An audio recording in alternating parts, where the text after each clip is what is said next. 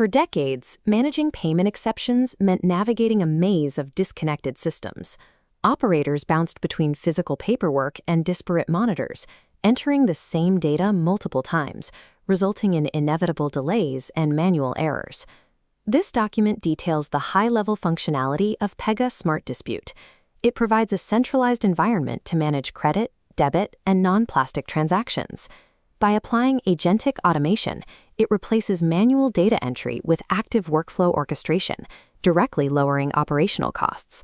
In this session, we are going to build a straight-through processing, or STP, pipeline. We will use generative AI, merchant data integrations, and automated compliance rules to handle disputes from intake to resolution. Managing a customer's missing funds is a critical interaction for any bank. Unifying these operations ensures we satisfy the customer's immediate needs while maintaining strict adherence to financial regulations. Step 1 is defining our workflow. We will start by opening Pega GenAI Blueprint to create a custom path for a digital wallet dispute. This interface allows us to use natural language prompts.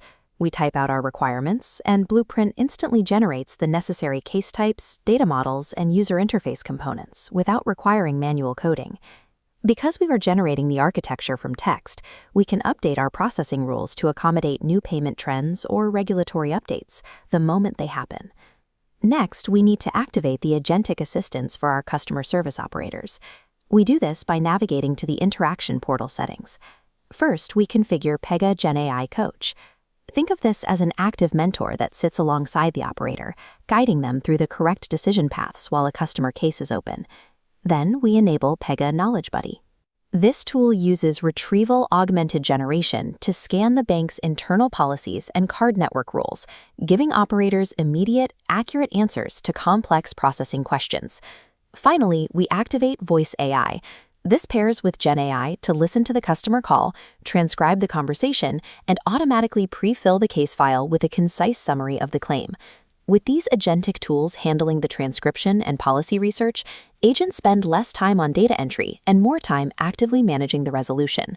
Now that our front-end workflow is built, we need to connect our external data sources. We navigate to the integration settings to link third-party dispute avoidance networks like Verifi or Ethoca. Here, we enter the required technical credentials to establish the connection, including our API versions, our exact issuer IDs, and JSON Web Tokens. Before we move on, we must check the simulation mode toggle. It needs to be turned on while we test our pipeline, but remember to switch it off before deploying to production. By pulling in this merchant data in real time, the system can instantly identify matching credits or valid purchases, resolving cases of friendly fraud before a human investigator ever touches the file.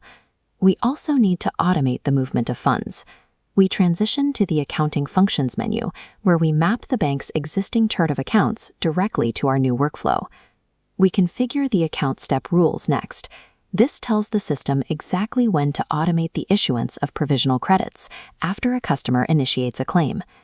In the accounting documentation, the suspense accounting section ensures aging financial entries are actively tracked and systematically cleared out.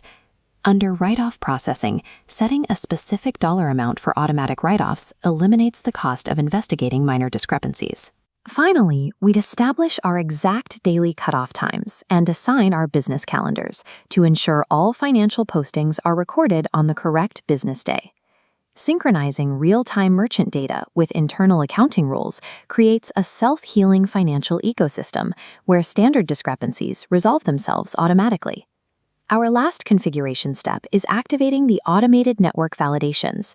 We open the Compliance tab to enforce regional consumer protection laws. We activate the rules for Regulation E and Regulation Z. This ensures our workflow strictly adheres to mandatory timelines for issuing provisional credits and customer notifications.